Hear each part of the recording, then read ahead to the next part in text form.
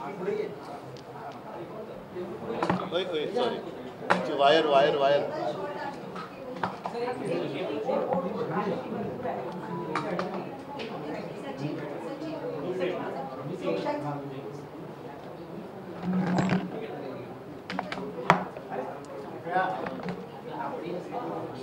ठीक आहे.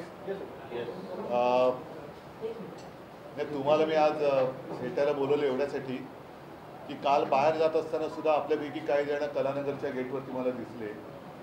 आज सुद्धा तुम्ही आलाय असं कळलं. मला कल्पना नाही तुम्ही का आलाय, म्हणून म्हटलं एकदा तुमच्याशी आज बोलून तुम्हाला विचारावं की तुम्ही येण्यामागचं कारण काय वेगळं आहे का, तुम्हाला काही तुमच्या मनात प्रश्न आहेत का. पण तुमच्या मनात काही प्रश्न असतील तर मला जरूर विचारा.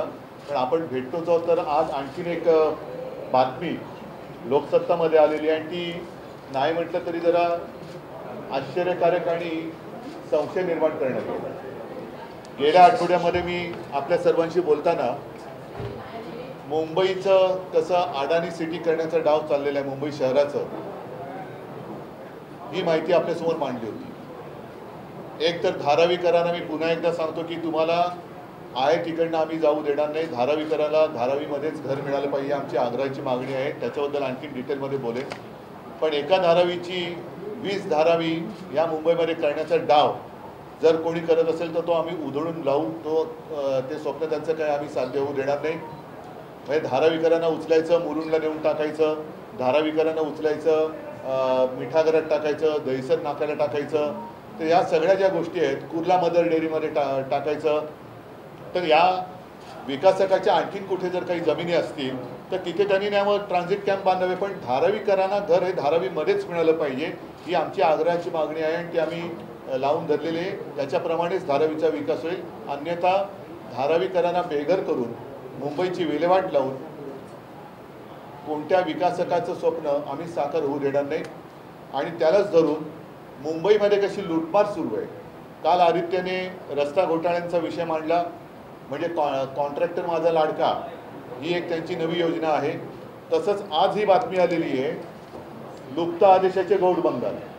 आजपर्यंत असं कधी झालं असेल असं माझ्या तरी माहितीत नाही आहे की मुंबई बँकेला सहकार भवनासाठी जागा देण्याचा निर्णय संकेतस्थळावरती टाकला गेला आणि काही मिनिटात तो मागे म्हणजे तो तिथला GR हा काढला गेला. पण GR जर मागे घेतला असेल म्हणजे संकेतस्थळावरनं तर तो GR मागे घेतलाय का कोणाच्या लक्षात येऊ नये म्हणून हा गपचूप कारभार केलेला आहे. जसं रात्रीच्या कारभारात त्यांनी रात्रीचा खेळ चाले, रात्रीच्या गाठीभेटी करायच्या, तसा हा काही व्यवहार आहे का. आणि मुळामध्ये हा जो आहे पशुसंवर्धन साठीचा हा आहे ना, भूखंड पशुसंवर्धन खात्याचा होता. तो काय म्हणून तुम्ही काढला आणि मुंबई बँकेला काय म्हणून दिला. मुंबई बँकेमध्ये तुमचे जे काय म्हणजे या सरकारात जे बसले त्यांचे चेले चपाटे आहेत म्हणून त्यांच्या घशात भूखंड घातलाय का. तर याचं उत्तर हे मुंबईकरांना मिळालं पाहिजे. आणि अशा किती पद्धतीने तुम्ही मुंबईच्या जागा या तुमच्या चमच्यांना देणार आहात. ही मुंबईची जागा आहे. आमचं सरकार 2-3 महिन्यात येईल आणि जर हा निर्णय तोपर्यंत राहिला तर आम्ही हा निर्णय नक्की रद्द करूच. ज्या कामासाठी हे कामं भूखंड आहेत, म्हणजे जसं कुर्ला मदर डेअरी असेल, मुलुंडचा नाका असेल, दहिसरचा नाका असेल, ज्या कामासाठी ते भूखंड ठेवले असतील त्याच कामासाठी त्याचा वापर होईल. अन्यथा दुसऱ्या कामासाठी आम्ही जर तो करून दिला गेला असेल तर हे सगळे निर्णय आम्ही रद्द केल्याशिवाय राहणार नाही. हे आज ठामपणाने मी मुंबईकरांना सांगतोय. बाकी परवा सुद्धा तुम्हाला काही प्रश्न विचारायचे होते, आज सुद्धा काही असतील. आज मुळामध्ये तुम्ही का आलात ते मला सांगा. काल का आला तर मराठा समाजाचे आंदोलक काही तुम्हाला भेटले, हा काय नेमकी चर्चा झाली. आणि त्यांचं म्हणणं आहे की ओबीसीच्या कोट्यातून आरक्षण देण्यावर उद्धव ठाकरेंची नेमकी भूमिका काय. मी याबद्दल गेल्या महिन्यामध्ये गेल्या किंवा याच महिन्यात संभाजीनगरला गेलो होतो, तिथे भूमिका स्पष्ट केलेली आहे. मधल्या काळामध्ये सरकारने एक नाटक करण्याचा प्रयत्न केला होता. सर्व राजकीय नेत्यांना बोलवून तुमचं काय म्हणणं आहे. आजपर्यंत आम्ही अनेकदा हे म्हणणं मांडलेलं आहे. जेव्हा विधानसभेत मांडले तेव्हा आम्ही त्याला सर्वांनी पाठिंबा दिलेला आहे. आज सुद्धा माझं म्हणणं तेच आहे की राजकारणाला बोलवण्यापेक्षा सर्व समाजाच्या नेत्यांना बोलवावं, सर्व मान्य तोडगा काढावा. शिवसेनेचा त्याला पाठिंबा आहे. आणि जे आंदोलक आले होते माझी भूमिका काय विचारायला, त्यांना सुद्धा मी हेच सांगितलेलं आहे की तुम्हाला एकमेकात लढवून आपल्या राजकीय पोळ्या भाजण्याचं स्वप्न जे काही लोक बघतायत, मग त्याच्यात भाजपा असेल किंवा अन्य कोणी असेल, हे स्वप्न साकार होऊ देऊ नका. कारण आपण एका आईची लेकरं आहोत, महाराष्ट्राची लेकरं आहोत. समाजामध्ये वितुष्ट जातीपातीत भांडणं लावून महाराष्ट्राची विल्हेवाट हे लावत असतील तर ते कृपा करून त्यांचं स्वप्न हे राज्याला घातक आहे, ते यशस्वी होऊ देऊ नका. त्यापेक्षा सर्व समाजातल्या लोकांनी एकत्र या. त्याच्यासाठी शिवसेनेचं जर काही सहभाग पाहिजे असेल, मदत पाहिजे असेल तर आम्ही तो द्यायला तयार आहोत. आणि माझं अजूनही म्हणणं असं आहे की आरक्षणाच्या मर्यादा वाढवण्याचा अधिकार हा राज्याला नाही आहे. जसं बिहारला आरक्षण दिलं होतं ते कोर्टाने उडवलं. मर्यादा वाढवायची असेल तर लोकसभेमध्येच हा प्रश्न सुटू शकतो.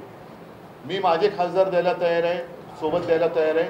सर्वांनी, मग त्याच्यात मराठा असतील, ओबीसी असतील, धनगर असतील, सर्वांनी मोदींकडे जावं. कारण मोदीसुद्धा नेहमी सांगतात पिछडे जाती जमाती का, असं म्हणून ते त्यांचं ते नेहमीचं ते एक सांगतात की त्यांची कशी काय बॅकग्राऊंड होती, लहानपणी ते कसे काय गरीब होते, गरिबीतला संघर्ष त्यांना चांगला माहिती आहे. तर तो संघर्ष त्यांच्या अनुभवाला आलेला आहे.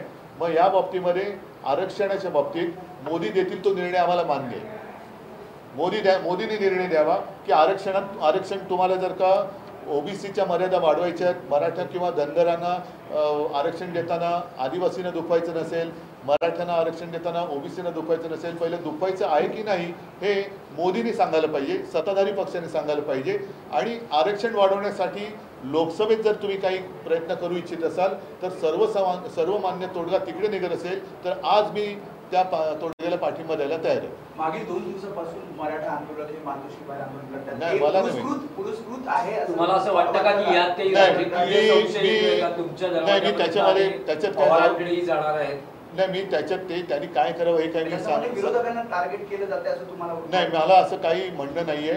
मला प्रामाणिकपणाने त्यांना न्याय मिळावा असं माझं मत आहे. आणि तो न्याय त्यांना राज्यात मिळेल असं मला हे राज्यकर्ते असताना वाटत नाही. कारण मुळामध्ये परत एकदा सांगतो, आरक्षणाच्या मर्यादा वाढवण्याचा अधिकार हा लोकसभेला आहे. लोकसभेमध्ये मोदींनी निर्णय घ्यावा, आम्ही मान्य करायला तयार आहोत. म्हणून मी इथल्या सगळ्या या समाजातल्या लोकांना विनंती करतोय की आपण इकडे एकमेकाशी भांडत बसण्यापेक्षा दिल्लीमध्ये जाऊ, दिल्लीमध्ये चला आणि मोदींना सांगा की तुम्ही आता ह्याच्यामध्ये लक्ष घाला. कारण ते मोठी दैवी शक्ती मोदींना प्राप्त झालेली आहे. त्याच्यामध्ये त्यांना त्यांच्या आयुष्यातला संघर्षसुद्धा माहिती आहे. तो वेळोवेळी आपण आपल्याच माध्यमातून जनतेसमोर त्यांनी मांडलेला आहे की कसं ते लहानपणी किती लहान होते, मोठेपणी किती मोठे झाले, हे सगळं त्यांनी मांडलेलं आहे. तर तो संघर्ष, तो अनुभव लक्षात घेऊन मोदीने याच्यावरती तोडगा काढावा, आम्हाला मान्य आहे. परवा शरद पवारांनी जे वक्तव्य केलेलं आहे, राज्यामध्ये परिस्थिती बिकट आहे आणि दंगली होऊ शकतात राज्यामध्ये, बरोबर आहे. वाद निर्माण झालेला आहे की पवारांसारखा ज्येष्ठ माणूस अशा पद्धतीने नाही, ज्या पद्धतीने मी सगळ्या समाजाला दोष देत नाही, कारण तो साधा समाज आहे. मग सगळ्याच समाजाची लोक, त्यांना त्यांचा न्याय हक्क पाहिजे. न्याय हक्क मागणं हा काही गुन्हा नाही आहे. पण त्याच्यासाठी आरक्षण हा एक विषय असा आहे की त्याला काही मर्यादा ह्या कायद्याने आखल्या गेलेल्या आहेत आणि त्या मर्यादा ओलांडायचं असेल तर ते केवळ आणि केवळ लोकसभेत होऊ शकतं. कारण आता झालं आमचं सरकारसुद्धा यांनी पाडून 2.5 वर्ष झालं, गद्दारी करून सरकार पाडलं, 2.5 वर्ष झाली. 2.5 वर्षात अजून या सरकारने मग तोडगा का नाही काढला? कोणी अडवलं होतं? जेव्हा त्याने तो ठराव आणला होता गेल्या वेळेला विधानसभेत, आम्ही पाठिंबा दिला होता. आम्ही कुठे अडवले कोणाला?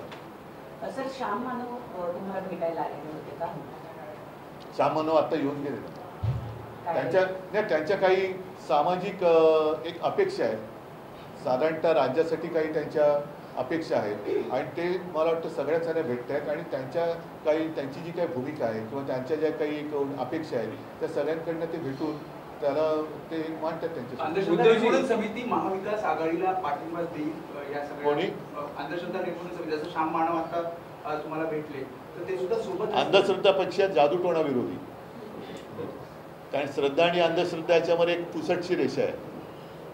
त्याच्यामुळे मी कोणी आम्हाला पाठिंबा देईल या अंधश्रद्धेत वावरणारा नाहीये.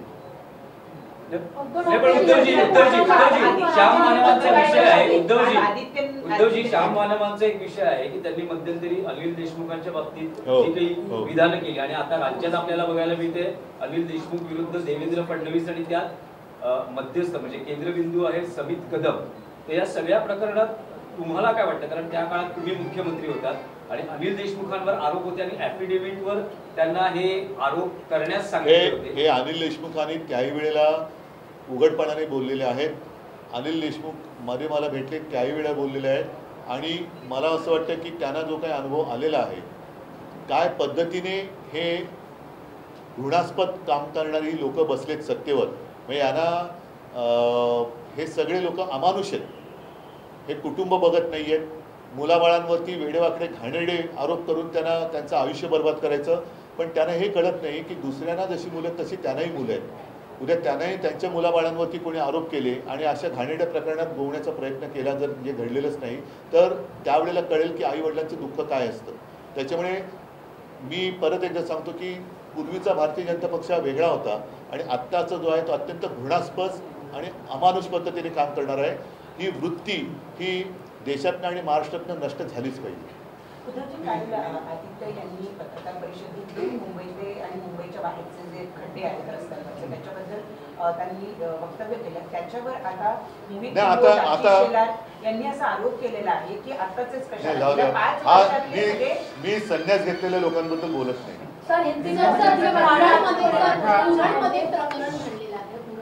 हो, काल अंबारस जाऊन आले तिकडे.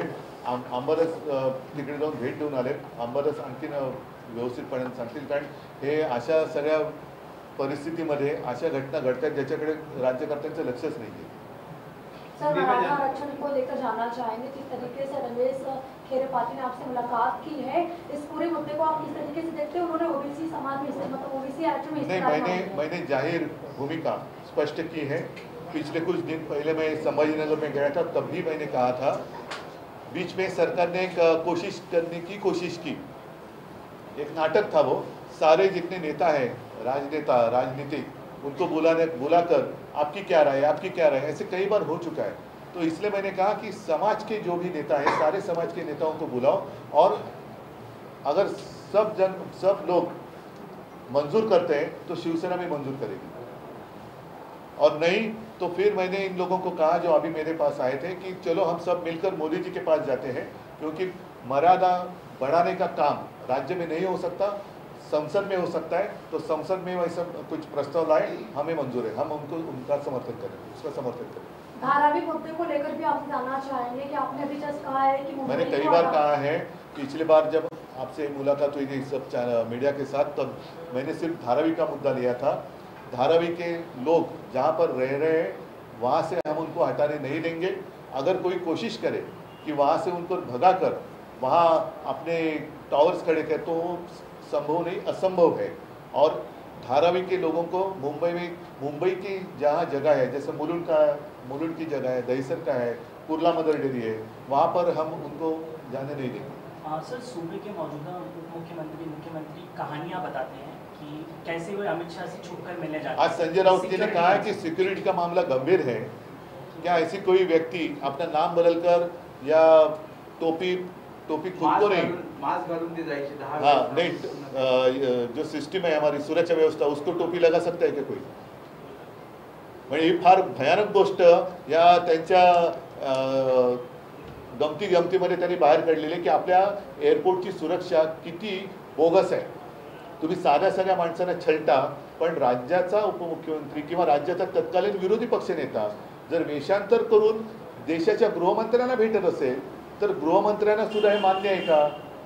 ज्यांच्याकडे देशाच्या सुरक्षेचा प्रश्न आहे किंवा विभाग आहे, त्या देशाच्या गृहमंत्र्यांना देशातल्या एका शासकीय यंत्रणेतला महत्त्वाचा माणूस वेषांतर करून वेगळ्या नावाने आपल्याला भेटायला येतोय, सुरक्षा यंत्रणेला चकवा देऊन येतोय, असा गृहमंत्री हा माझं म्हणणं आहे की जागेवर राहताच कामा नये. की जो सरकार पाडण्यासाठी, पक्ष फोडण्यासाठी सुरक्षा व्यवस्थेशी खेळ करतोय, हा गृहमंत्री जागेवर राहता कामा नये. या गृहमंत्र्यांनी राजीनामा दिला पाहिजे. जो संपूर्ण आपले अधिकार स्वतःच्या पक्षाच्या हितासाठी वापरतोय, हा गृहमंत्री देशाचा गृहमंत्री म्हणून राहायला लायक नहीं. सर, अभी सारी बातें मैंने कह दी है. सर, मुंबई गोवा हाईवे का जो विषय है, काफी करोड़ स्पेंड कर दिए गए हैं. नाही, आपण एक काम करा, नवीन एक पुरस्कार जाहीर करा की कंत्राट आणि ज्यांनी हमी दिली होती, नाही पहिले मराठी मी बोलतो ना, ज्यांनी आधी छाती ठोकपणाने सांगितलं की 200 वर्ष खड्डे पडणार नाही, तर त्याला एक असतं ना युग पुरुष, तसा एक नवीन पुरस्कार करा खड्डा पुरुष. आणि खड्डा पुरुष म्हणून ज्यांनी हे हमी दिली होती की 200 साल कुछ होगा नहीं, गड्ढे नहीं होंगे, तो अभी हिंदी में कैसे खड्डा पुरुष को क्या करेंगे, गड्ढा पुरुष, डंडा नहीं है गड्ढा बोल रहा हूँ। हाँ, तो ऐसा एक पुरस्कार डिक्लेयर करो आप। सर पिछले कुछ दिनों में रेल घटनाएं बहुत हुई हैं, आज फिर मुंबई हावड़ा रेल घटना हुई है, जिस तरह से हो रहा है, और अश्विनी वैष्णव उन्हें इस वक्त प्रभारी बनाया गया है चुनाव। नहीं, कल जिस तरीके से राहुल गांधी जी भाषण देते वक्त अपने अर्थ मंत्री जी मजा ले रहे थे, हंस रही थी, ये कोई मंत्री क्या मंत्री बनाने के लायक है? कोई भी नहीं है। जैसे मैंने बात कही कि गृह मंत्री लायक नहीं है, अर्थ मंत्री भी हंस रही है, वैसे ही रेलवे मंत्री क्या कर रहे हैं, अपना काम छोड़कर सभी काम कर रहे हैं। पण सर रेल्वे मंत्री लक्षात घेत नाही, कारण की लगातार हे 3 महिन्यात हा मोठा अपघात आहे आणि रेल्वे मंत्र्यांना जबाबदारी दिली आहे पक्ष विस्ताराची। वही तो मैं बोल रहा हूँ ना, डबल इंजन ट्रिपल इंजन सरकार की बात चल रही है, लेकिन इंजन पटरी से उतर रहा है, रेल गाड़ियाँ उतर रही है, उनके एक्सीडेंट बढ़ते जा रहे हैं। तो ये सब नाकामयाब मंत्री हैं, इनको इस्तीफा देना चाहिए। सर वायनाड में लँडस्लाइड की, ठीक आहे, आम्ही सारी बातें एक साथ नाही करेंगे। वायनाडला आमदारांच्या अपात्रतेचं येत्या 5-10 वर्षात निकाल लागेल असं मला कळलेलं आहे, बघू। आशा करतो अशी 5-10 वर्षात तरी निकाल लागेल। चला धन्यवाद।